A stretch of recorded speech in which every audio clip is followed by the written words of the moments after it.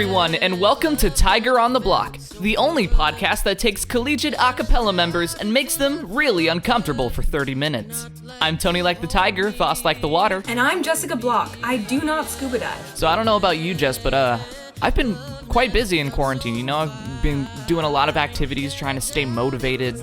Yeah. What kind of activities have you done, Tony? Well, I don't mean to brag, but I baked croissants. I did a handstand. I baked souffle. I got suntanned. I created an Italian fresco on my bedroom wall. I baked 30,000 muffin tops and ate them all. Whoa, where are the bottoms? What kind of maniac eats the bottom half of a muffin? What kind of maniac doesn't? Aren't you gonna ask me who we have in the studio today? Oh, yeah. Who do we have in the studio today, Jessica? We have the Pennchants from University of Pennsylvania. I ain't no intention I would get fucked up tonight, but I looked in your eyes and they went through me like a knife. Came with my crew, I lost them. Came with my crew, I dropped it. If I'm being honest, if I'm being honest. Originally formed by members of UPenn's esteemed glee club, the Pennchants are the University of Pennsylvania's premier all-vocally male a cappella group. Since their founding in 1989, they've been bringing audiences a cappella hits from pop to rock to jazz to R&B. Why don't you guys go ahead and introduce yourselves? Hey guys, I'm Tiger. It's good to be on Tiger on the Block. I'm a senior at Penn, or at least I was before I graduated a few weeks ago. I'm a tenor in the Pennchants, and I was its president for my last year. And my name is Evan McClelland. I am currently the music director of the group. I am a rising senior at the University of Pennsylvania. And I'm a bass. I do some beatboxing. I'm kind of all over the place, but yeah. Wait, so his name actually is Tiger, Jess? Yeah, it is? Oh, I guess I'm not needed. I'll just go real quick, collect my thoughts. Well, while Tony is recovering, let's talk about you guys a little bit. How did you get into music and acapella? Whichever one of you guys wants to go first. Yeah, so I actually come from a pretty musical family. Both of my parents are professional musicians. My mom plays the violin, my dad plays the trombone. So music has always been a part of my life from very early on. I always had a soft spot for singing, particularly. I started playing cello when I was really young, but it was always kind of singing that drew my heart the most. And I joined my first choir when I was in 5th grade. It was a community choir that was near my high school. And from then, it all quickly spiraled. I joined my high school a cappella group, my high school choir, my high school chorus, and I was selling my soul to performing arts groups left and right. And I eventually dropped my instruments and just continued with singing and acting primarily. But acapella has always been one of my favorite musical genres, and it's been great to be able to continue that at Penn. That's awesome. Yeah, so unlike Evan, I don't come from a very musical family. Both my parents are professional consultants in the healthcare space.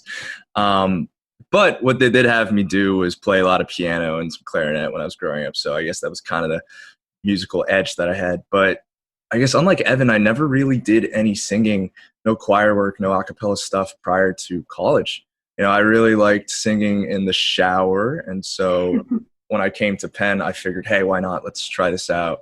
Looked up a bunch of a cappella groups, auditioned for a whole bunch of them, and I ended up in the Pennchants. It's been great. One of the cool things about college a cappella that a lot of people don't realize is you do get people who have really extensive musical backgrounds. You get people who have never read music before. You get people who played instruments but haven't sung. You get people who have been like in professional operas since they were 5. It's a just crazy range of different backgrounds, and that doesn't mean anyone's better or worse at singing, because you get some amazing people who have never sung before in their life, and you get some, well, not never sung before in their life, but never sung in like an organized setting. And you also get amazing people who have been singing their entire life. So it's really interesting. Yeah, definitely. Yeah, and that's one of the things I really like about the Pennchants is that the emphasis isn't on having a ton of experience. You don't need to be extremely, rooted in music to be able to excel in the Pennchants. We have people of all different varieties and of different musical backgrounds, and I think that's what makes the Pennchants very unique. I think at the same time, the combination of people that have such extensive musical backgrounds, like you, Evan, and our past music director, Dylan, too, it's been great for mentorship, for growing, especially when it comes to singing. Absolutely. I think like just the sheer menagerie of people that come and be a part of Acapella, they're drawn to it for whatever reason. It's such a cool experience because we get to draw from each other's strengths and build each other up. You guys kind of already talked about it, but I was wondering if you guys could talk a little bit about your favorite thing about being a part of Pennchants. So my favorite thing about the Pennchants is that we're more than just a singing group. When we split off from the Glee Club about 30-ish years ago, the whole thing there was, look, we want to sing, but we also want to have fun. No offense to the Glee Club, of course, right, Evan? But and it's just that, we are more than just people that meet together to sing a couple songs. We're friends inside and outside of rehearsal. We hang out. We go on tours. We sing for phenomenal people, phenomenal events, and it's like a family. It's like a brotherhood of people that enjoy singing. It's not just like like a work commitment. Yeah, kind of similar to that. I think the Pennchants was founded in order to kind of take a step away from the type of music that was done in the Glee Club. So originally, the Glee Club was very focused on choral stuff, obviously. So there was kind of trying to step away from that. And even though I think that's kind of a little bit less now because the Glee Club is doing a lot of like musical theater and stuff like that, I think that there still is that sort of a sense of the Pennchants are one really intertwined group of friends, and I think that you really get that feeling in rehearsals and when you're hanging out with the group. Like it's one group of people that all love doing this thing together. So there's a big sense of community there that you don't always have in such a poignant way in a larger group. So I think it's, a perfect size of a group, which is one of the things that I love so much about it is there's, it's a nice tight-knit group of dudes that all love singing. Yeah. How many people are in Pennchants? Is it like high teens or? We float between like, I don't know, Tiger, you can correct me if I'm wrong, like 13 and 16 is I feel like in that range we usually float. Okay, that's like fairly small, but it's cool. That's even better if you want to hang out all together. Yeah, exactly. As being dudes. Yeah, exactly. We say that way too much in rehearsal. No, that's interesting that you say that. It's pretty small. I feel like that's the median size of the groups at Penn. Maybe not, but I think that because UCLA is so big and we have like over 18 a cappella groups and all of them are kind of more toward the 18-ish people range. I think it's just because there's like so many people who audition that groups and so many good people who audition that groups kind of feel like they have to take these people, and then you end up with just larger groups. I don't actually know, but that's an interesting thing. Our next question is kind of an interesting one because all of our groups so far have been from California. So can you guys talk a little bit about the Penn acapella scene, your group's social life? I know that Pitch Perfect's acapella scene was based on the Penn acapella scene. Would you say that you guys are the troublemakers of Penn? Is that accurate, you think? So, yeah, it's funny that you mentioned Pitch Perfect. So if I believe this correctly, Pitch Perfect was actually based off of the Quaker Notes, which is Penn's all vocally female group. And at the same time, the Quaker Notes are actually our sister group. So every fall semester, we do a collab show with them, for example. And our fall initiation is a collaborated initiation with them as well. And so there's a lot of close relationships. So I guess that makes us the troublemakers. I feel like, I don't know, I feel like we might have more of the looks. They might have more of the Hollywood glory and everything like that. But yeah, the scene is quite interesting. So, like you said, UCLA is a big school and you guys have 18 groups. We actually have around that many as well. But we are obviously a smaller school, right? So each of our groups are a little bit smaller in number. But what that means is that there's a lot of diversity in group, mission. The way we like to describe it is the majority of our a cappella groups are under the structure called the Acapella Council at Penn. And to be in the Acapella Council, each group has to have a specialty, or as they like to call it, a premier, right? So that's why if you look up some Penn groups, it's like, oh, we're the premier blank, right? So the Pennchants are the premier all vocally male group. I didn't realize that like had to do with the Acapella Council. I did notice that. I wasn't sure. Yeah. So I didn't even know that either. yeah. So you have a lot of cool things like that, right? So beyond what seems a little bit more boring, like all vocally male, we have, groups that focus on certain cultures, right? Groups that focus on certain styles. You have your rock group, you have your jazz group, you have your Chinese fusion group, your Korean fusion group, things like that, right? So you get a real diversity of both talent and also music. I guess, Evan, you can talk more about social life and stuff like that. Yeah, I always have heard the term niche, and I think that also kind of explains it well. Each group has to fill their own sort of niche, and so there are obviously all of the different like cultural and ethnic based a cappella groups, and then there are some that are based on the genre of music. So a lot of the like bigger name ones, like Penny Loafers is one of them, is their niche is indie music, and Off the Beat is rock music. There's obviously a lot of overlap because everybody kind of dabbles in pop sort of stuff anyways, but I think that's actually one of the things that plays to the Pennchants' advantage. Is our only constriction is the fact that we're an all vocally male group, but we can kind of musically kind of go wherever we want, which I think is also one of the things that makes the Pennchants very unique. But to speak to kind of like the social side of the a cappella scene, I would say generally it seems that most of the social stuff is focused within each group, but there are certainly some groups that have very strong relationships, like between the Pennchants and Quaker Notes, because they're our sister group. There's a lot of social overlap there, and there are some other groups that if you happen to know people in other groups, you'll end up with your groups being closer and stuff like that. But I think there is sort of a sense of a cappella-wide community at Penn,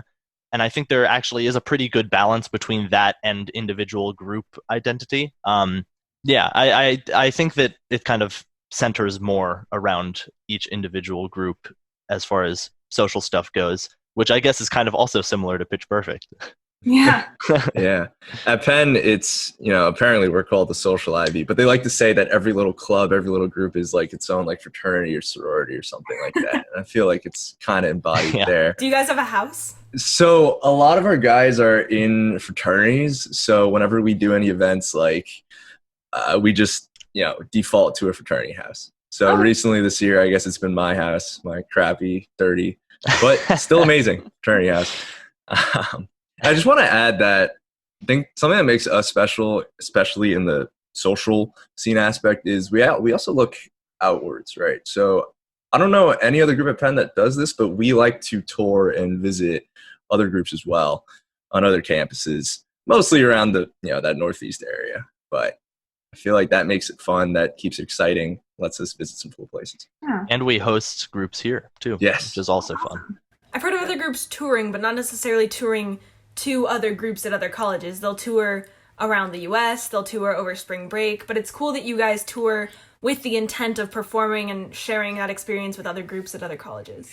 Yeah, they're framed as sort of weekend trips where we'll go up on, say, Saturday, and we'll have a day with the other group, and we'll perform something with them, either formally or informally, and then there will be some sort of social aspect as well, and then we leave the next day on Sunday.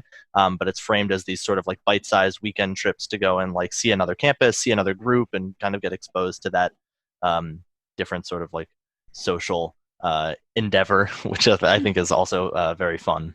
Well, if you're ever in LA and quarantine isn't happening, we're pitch please at UCLA. Definitely. Yeah, I really think that's such a cool aspect of you guys, that you just are willing to like go out and hang out, like work with the other groups, and it's a great experience because you get to like exchange knowledge, get to exchange ideas, and learn about the different a cappella cultures that are taking place in your local area.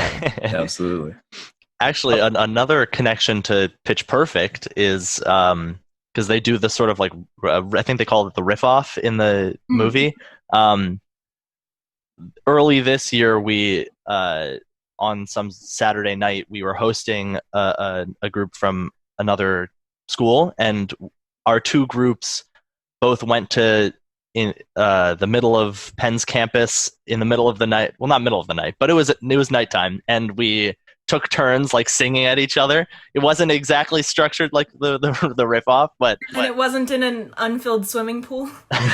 No, it wasn't that trashy. But we were bothering passersby on the main Locust Walk. The only way to do it. Yeah, exactly. Absolutely. It's what acapella was meant to be. Oh yeah, our group definitely has some traditions that involve standing on our main walk and annoying people. It wouldn't be acapella otherwise. Oh, of course, no. I was wondering if we can talk a little bit about your guys' first ever music video. I know you guys ended up like recording it, producing it, and it ended up taking off really, really well. I know you guys ended up winning a couple awards at the Acapella Video Awards, and so I was wondering if you could talk about what is the Video Acapella Awards, maybe what you guys won, and definitely get into a little bit of the process of making that music video and how you guys felt being a part of it. Yeah, so music video is something that we've been talking about for a while, and I'm sure every acapella group kind of just goes, hey, we should do a music video every so often, but it never really went anywhere until last year. We were like, all right, now is the time that we'll actually do a music video. And the reason why we thought that was that last year was our 30th year anniversary, right? So we were like, if we're going to do anything big, like this is the year. So as far as song goes, you know, Marjan Enriquez, our phenomenal social media marketing chair, and also just one of the best singers that I've ever heard, he performed Kiss by Prince for one of our shows, and it was such a huge hit with the audience, and we thought that it'd be the perfect song to do a music video of. And so yeah, we just kind of went into it not really knowing what would happen. It was incredibly stressful, but we got the script together, storyboard together. We worked with Kevin Chu, cinematography. He is I guess a cinematographer is the best way to put it. I'm not really sure, but he did pretty good rates for college groups like us, and he did college a cappella videos before. So we bussed him down to Philadelphia. He was in New York. We had him come down for just a day and filmed throughout literally the entire day. Super hectic. It takes longer than you think it's going to. Yes, Oh yeah, absolutely.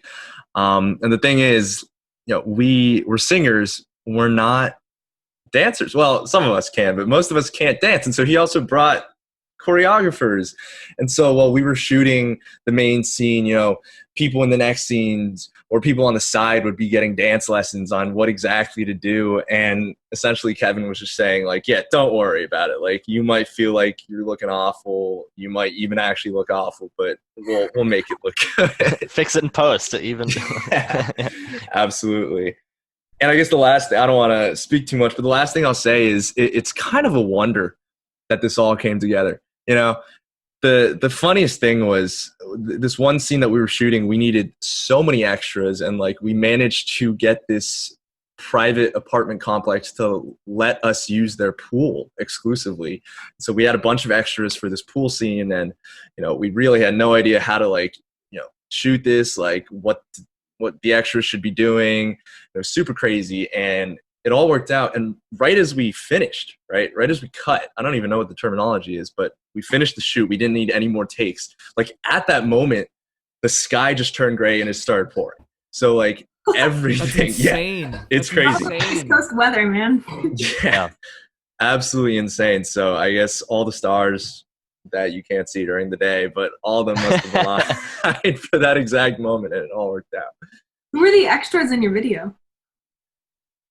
Random friends of people in the group that we knew from our own groups or from classes, just anybody that wanted to come. It was kind of framed as just like a hangout at this pool that would also be part of a music video. So people came obviously knowing they'd be in a music video, but their roles as extras were to be like partygoers at this pool and hot tub area.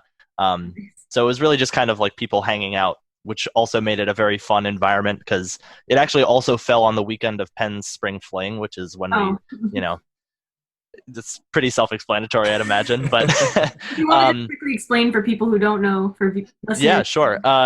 Spring Fling is just when Penn has a bunch of outdoor events. It's when and there's a concert as well. It's when the weather is just getting better after our long and terrible winters in Philadelphia. And a lot of people spend the whole weekend, all day, all night, you know, outside hanging out with people. Like, so it's a very like vibrant time on campus, with both like official Penn events and unofficial events as well. And our music video shoot was on that weekend as well. So we had a lot of turnout because people were free and people wanted to like just hang out with their friends. So it was a very cool and fun environment that I think perfectly fed into the vibe that Kiss was supposed to be, which I think also was another one of those stars that aligned, as Tiger said. I thought it was like the perfect time, perfect place, and perfect people for a really fun and good music video. Absolutely. And as far as the awards go, again, just like our music video in the first place, it was kind of impromptu. I think Marjan, one day he was like, hey, here's some awards. Like, let's just submit it, see what happens. You know, and we looked at the nominees. There are a bunch of phenomenal acapella groups. I think Pentatonics was up there too. And, you know, we managed to win a couple awards. So not bad for our first ever shoot.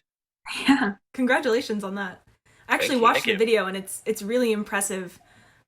We shot a music video last year, but it was all in like one warehouse because it was more of an ICCA choreo video, so we were doing all our choreography.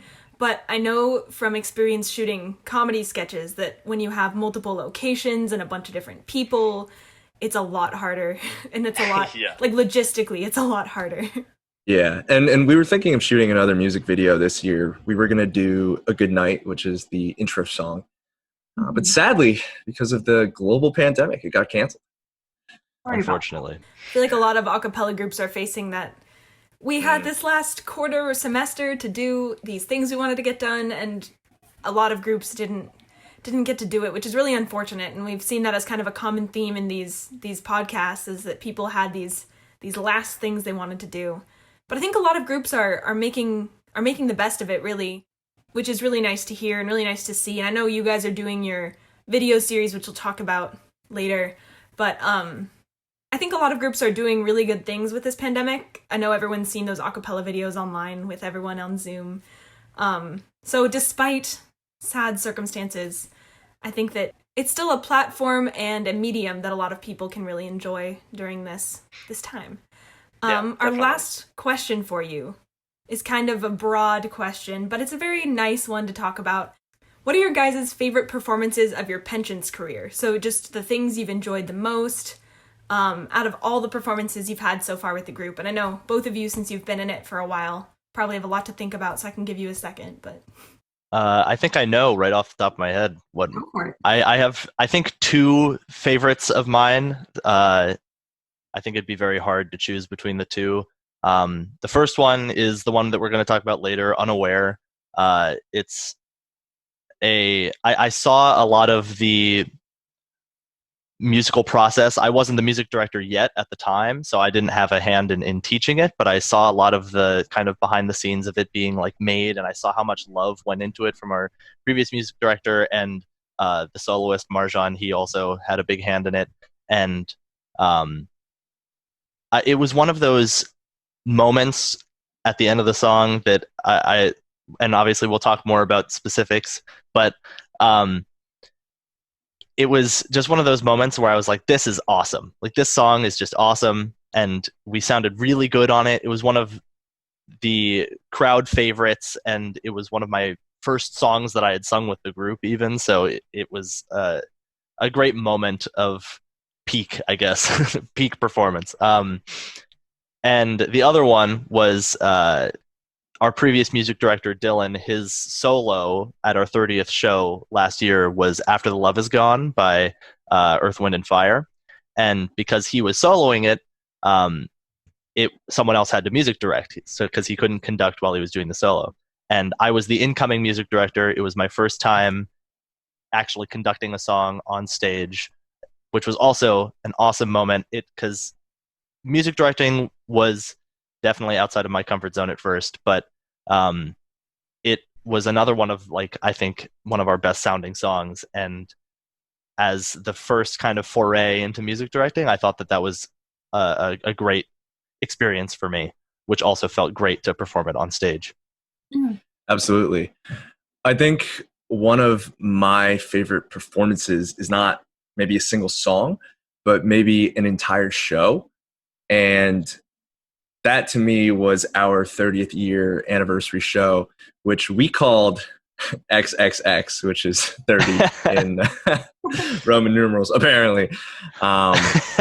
And that whole thing was just very fun. It was a very tiresome but very rewarding process. I think from an alumni standpoint, I don't know what it's like for you guys or UCLA, but at least at Penn, a lot of groups, the most engaged alums will be the people that have just graduated, and then they'll kind of filter away, and then it'll just keep going like that. And that was kind of what it was for the Pennchants. And so when it came up to the big 30 years, we wanted to do something big. So it was huge because a lot of alums were coming from so many different generations. Our founder was coming too, our founding group too. People from all over the nation, all over the world, even just flying into Philly to see our show. And so we made it very big preparation-wise, publicity-wise. We took a lot of photos, some risque photos. I don't know. The evidence is out there. You're listening to this website, right? Yeah, it's on a website. So that was fun. And I guess what I'm trying to say here is so much of this effort went into it. And another thing that we did that was new was we hired an external sound engineer to come in. Normally we go through the school, we work with student tech or tech companies that the school sponsors. But for this, we decided to hire an outside sound engineer. So we got all wireless mics. We got a bunch of cool things that he could do. I mean, I'm not the tech guy, so I don't really know what's going on, but he did cool stuff. And with the bass and all that. Yeah. Oh, yeah. Yeah. And with wireless mics came choreo. And normally we'd always do smaller choreo elements, but this meant we could do literally everything. So like you mentioned Pitch Perfect, we could do a whole bunch of stuff, ICCAs, but make that like 12, 14 songs, something like that. And so we did that, and it was so tiring. And for me, at least, to close the show, and we like to have all our alums come upstage and sing our alum song, to close the show with so many alums, and so many of our fans, our friends, our family in the audience. It was just such a tremendous and overwhelmingly amazing feeling, and that's the one that I'll always carry with me. That sounds awesome. What's your guys' alumni song? I Want You Back. Yeah, I Want You Back. Nice. Classic. That's amazing. It's of the era when we were founded, so. Yeah. Oh, for sure. That's awesome. Our group was actually founded in 2017. It's very young. Oh, wow. I think, 2016 actually, because I think it was right before I got there. But we're a very young group, and a lot of the groups at UCLA are. I think Penn has a lot of acapella groups that have been around since the 80s, which is really cool, because you get these groups that have this amazing collection of alumni. And a lot of you guys, I know that my brother's group had this, but you guys as well have these alumni songs that are just bops in general. They're just awesome. 80s music, it does not get old, honest. Well, some of it, but most of it doesn't. Some of it. Those schmaltzy 80s ballads, maybe, but the rest of it's great.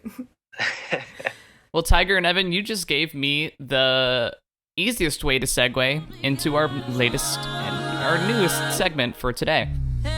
Welcome to Music Notes. This is the part of our show where we take a look back at a past performance of the group and talk a little bit about the preparation that went into it, how it felt to perform live, and what it feels like to look back now. In this episode, we're going to take a look at Pennchant's cover of Alan Stone's Unaware, featuring soloist Marjan Enriquez, which they performed at the Iron Gate Theater at UPenn. Let's check it out.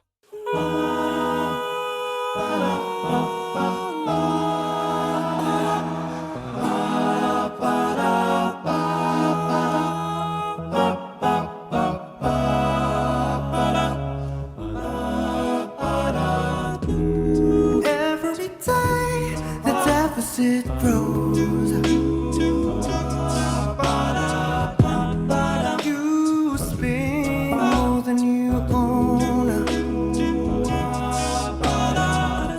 and Papa always says to me, and keep a close eye on your authority.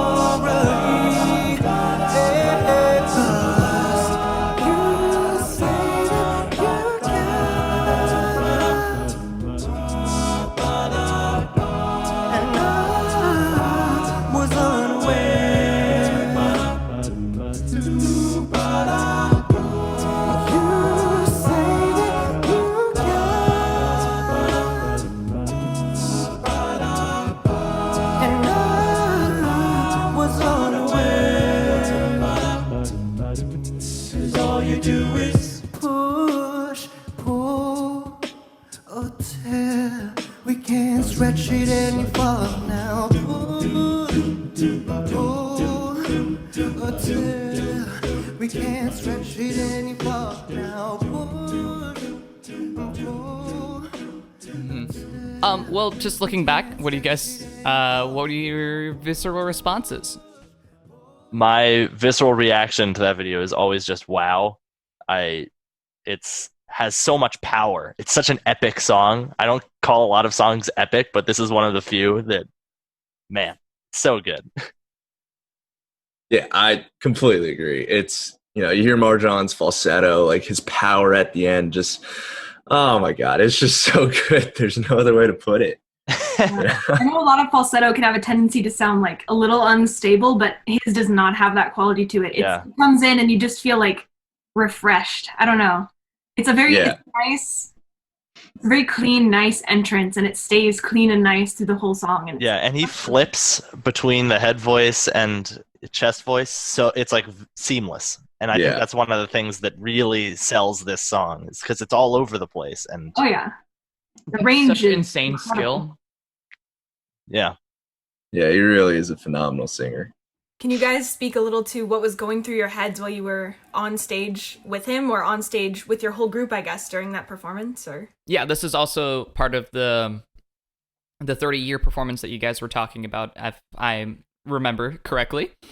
So if you can you can talk about this song in particular, but even just like how it felt to just represent how far you guys have come in the 30 years.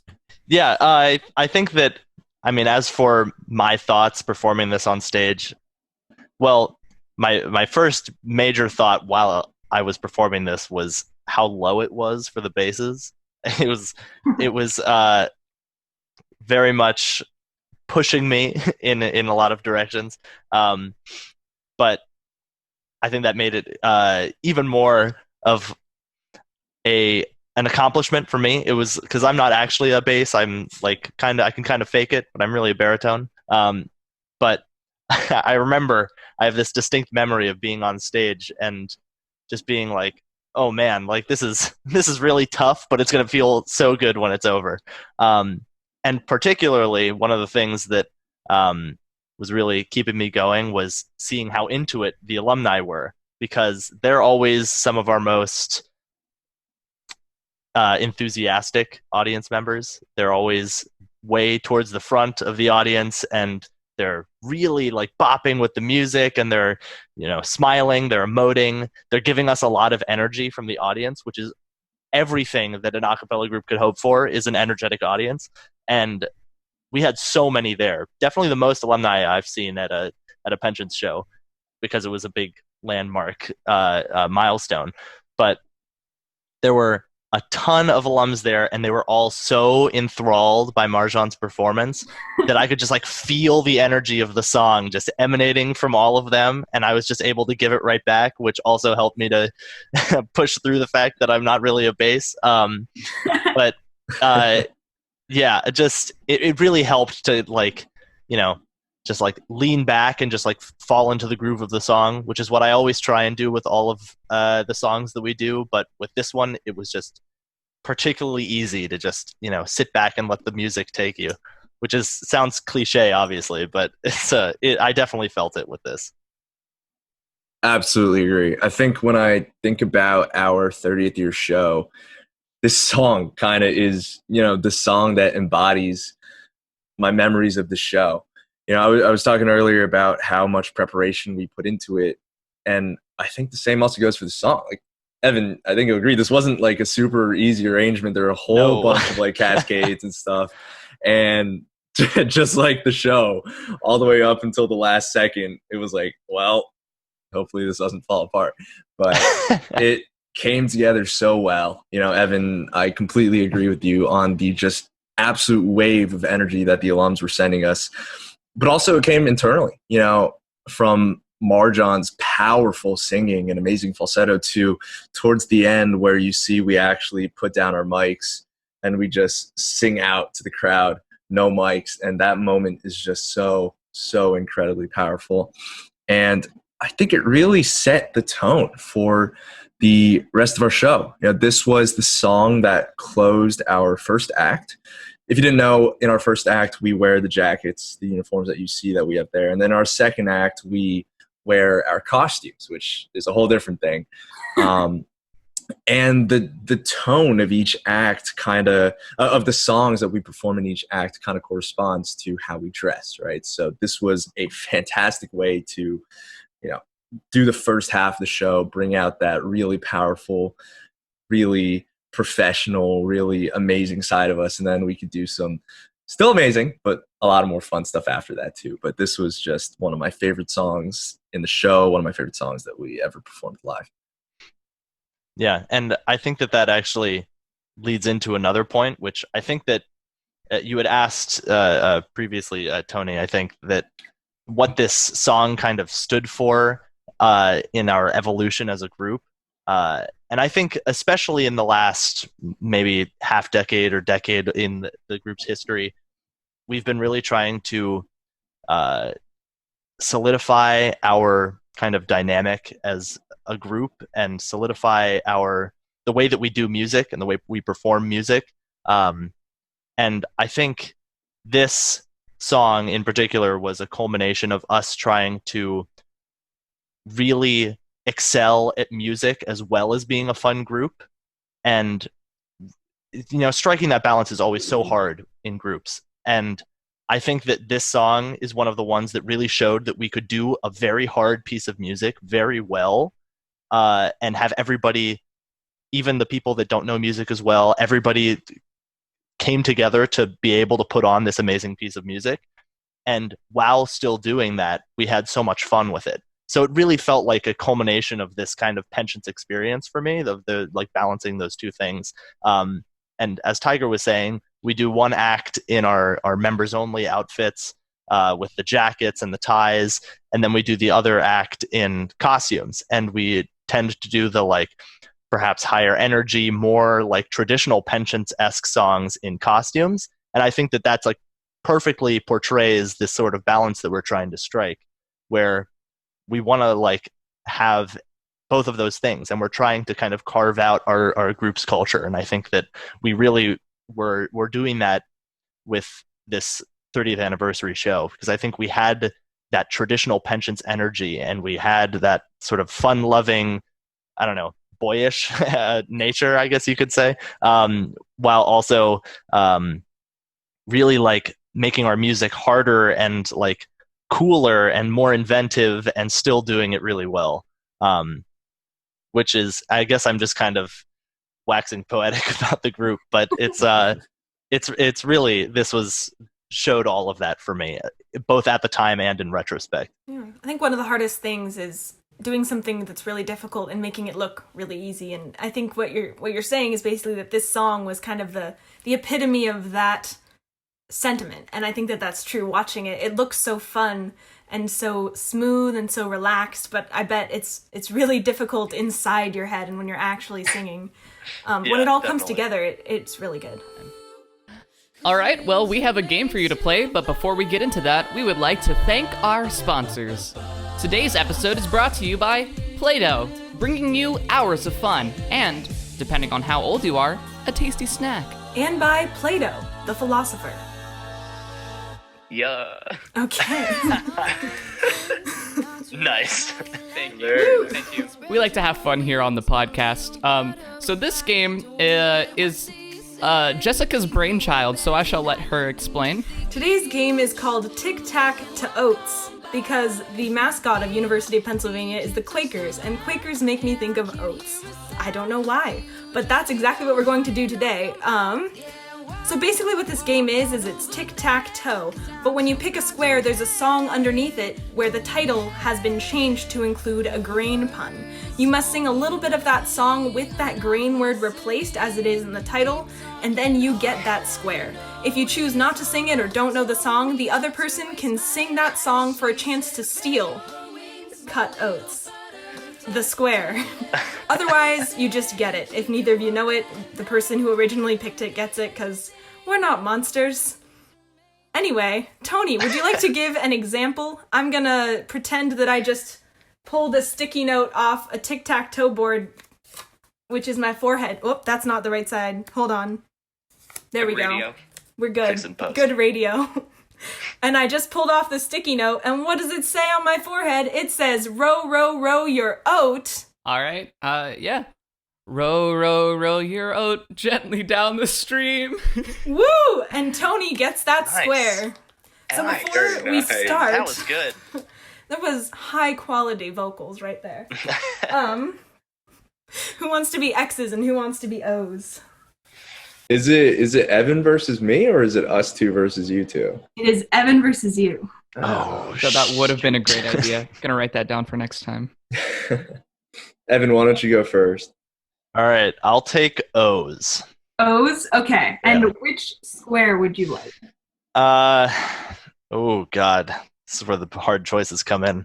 I'll do the middle square. The middle? Okay. And the middle says, home on the grains. So that is Oh man, Home on the Range. home on the range. Yeah. Yeah. Will you sing it? Do you Yeah, I will. require a- I only know the one line that gives you the title of the song. Perfect. So, Fantastic. home on the grain. You did it. Phenomenal. I will draw an O over the name of that song with my trusty G2.7 pen. Hold on. Get some good pen writing ASMR into this podcast. It's what we needed. It's the one attribute we were missing this whole time. I am 100% certain that my microphone is not picking this up, but we can add it in post. Add some extra ASMR. Yeah. sounds Add good. some extra, whatever you call this noise. I don't think you guys can hear it. It's my computer microphone's not that great, but there's the O. Perfect. Nice. Okay, Tiger, Good job, it is Evan. your turn. Which square would you like? Oh man. Oh God. Can I take the top left? I just want to say I'm really, really bad at recognizing songs. So It's okay. Don't worry, We're so gonna- am I. Love on the grain. must be love on the grain. Woo. Wow. Well, Just- that we just did counts. the So same I'm going to put an reflection. X in that square. I like how you went for the one where she does the riff instead of doing know, the, like, the normal one. Must be love on the grain. But you're like, "Na, na." That one's good. I don't know the song too well, so that's the only part where I know. That's like my favorite part of the song, honestly. So Quick You flex. know? as long as you You gotta get have that it in there. Okay. We've got an X. All right, Ooh. Evan, it's up to you. The plot, it thickens. It doesn't. All right, I'm gonna do. Oh God, I'm gonna do the top right corner, so the opposite corner. From This one. Yeah. that Okay. Yo, it's like you're trying to win the game or something, man. one. I'm strategizing. That's why I added the southern drawl to my first one. You got the A B seeds. Oh, A B C D. There you go. Take it. It's not the alphabet, Evan. Come on. Perfect. Was I Oh, supposed yeah. to do the? Is it Jackson 5? Was I supposed to do that one? Oh no, it was the alphabet. Oh, okay, great. We won't stop you if you want to do high the quality. Jackson. Right. Man, I guess I have to do the bottom left, huh? This boy. I don't. Yeah, Okay. no win for you, Evan. Okay, so do you guys know Lonely Island? Because this one's I'm on a oat. Oh yeah. Yeah, I mean, what part? I'm on an O and it's going fast and I don't know the rest of the lyrics. But that's enough to get you that space, so I'm gonna stick that in there. Nice. I didn't expect to be thinking about Lonely Island today, but now it's here. I didn't know whether to put the an or a, because it would be a, but then with oat it becomes an, so I put it in parentheses because I didn't want to be grammatically incorrect. Yeah, it was good. Thank you. I appreciated the amount of effort that had to go into it. Thank you. All right, I'm gonna go for bottom middle. Ooh, the plot thickens. The bottom middle space says Hall and Oates any song. Oh God. You know what? I think I'm gonna have to pass. I don't know which songs they've done off the top of my head. Tiger, this is your chance to steal. Steel Evan, you know the cutouts. Quaker Notes did this song. It's you're a rich girl and I don't know what's after. You can rely on your old man's money. I didn't know that was Hall and Oates. That is Hall & Oates, right? It is Hall & Oates, but Oh, perfect. to be entirely candid, I didn't know any Hall & Oates songs until I looked some up ahead of time just to make sure I knew a couple. So yes, that is definitely a Hall & Oates song. So that becomes an X. I feel like my parents would be disappointed in me that I didn't know. I don't think my parents have heard of Hall & Oates, so, you know?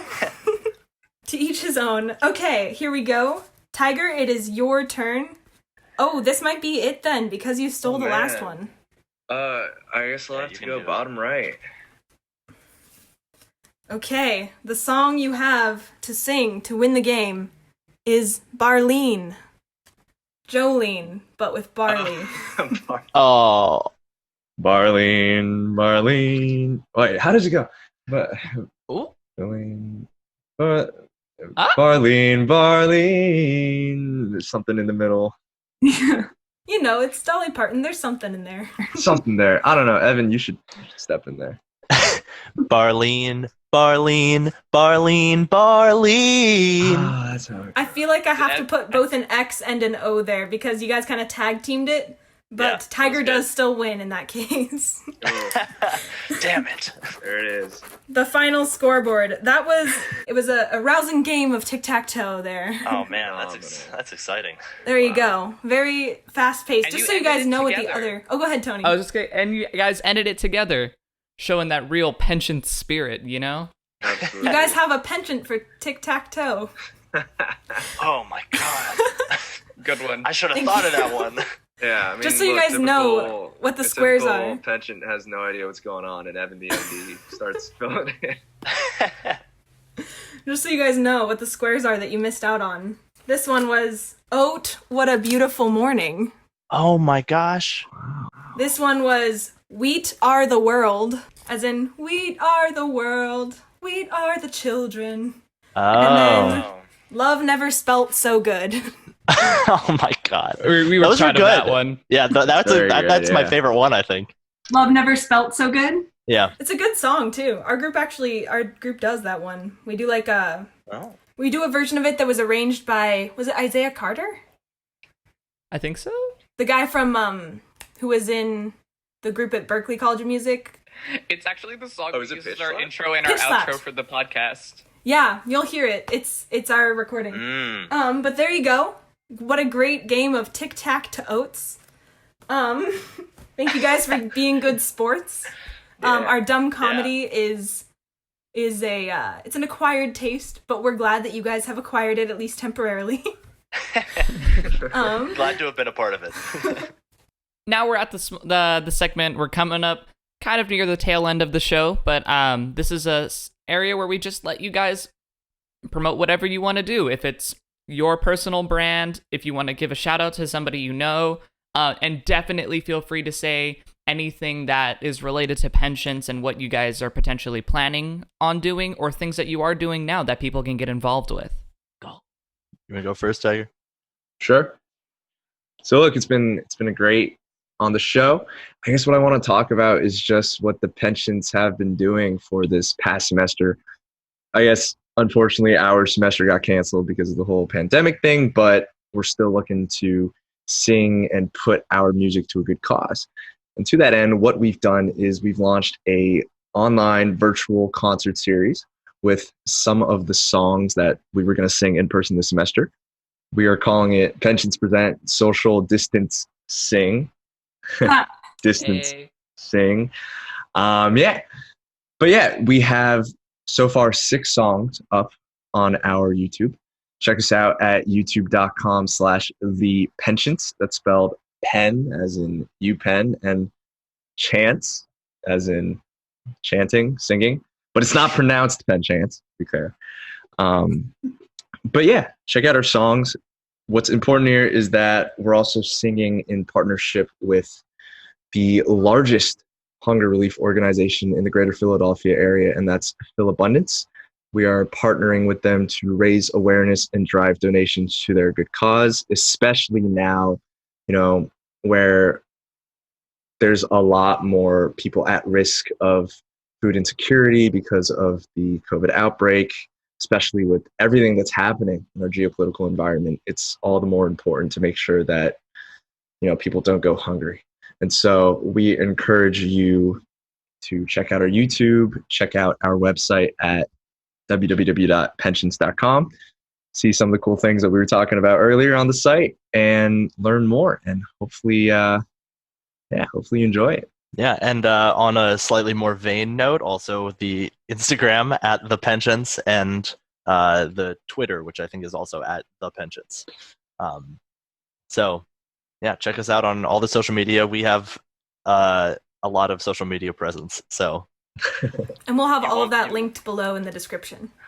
Well, I just wanted to thank you guys for deciding to answer the call and join us here on Tiger on the Block. It's been really fun to have you guys and get to talk to some people who are outside of the California area and really see what's going on in the acapella world over there. Thanks for having us. Thank you for the opportunity. It's been a pleasure. It's been so cool to have this podcast, and it's so awesome that we're now able to reach out of kind of our general California UCLA sphere. From sea to shining sea. Acapella from sea to shining sea. I will just make it look like you cut me off and gave me the best idea ever. That's the power of digital editing, kids. We would also like to thank our lighting designer, LED, for making sure it's bright enough to see our notes. Our head of set design, Bobbit the Builder, for creating such gorgeous sets for us here in this entirely radio studio. And of course, our listeners, thank you for tuning in. Join us again next week when our guests will be Sarah and EJ from Scattertones Acapella, chiming in from the UCLA. This has been Tiger on the Block. Remember to treat those vocal cords right. Try out that riff you've always wanted to try. And chug a ton of honey. Never felt so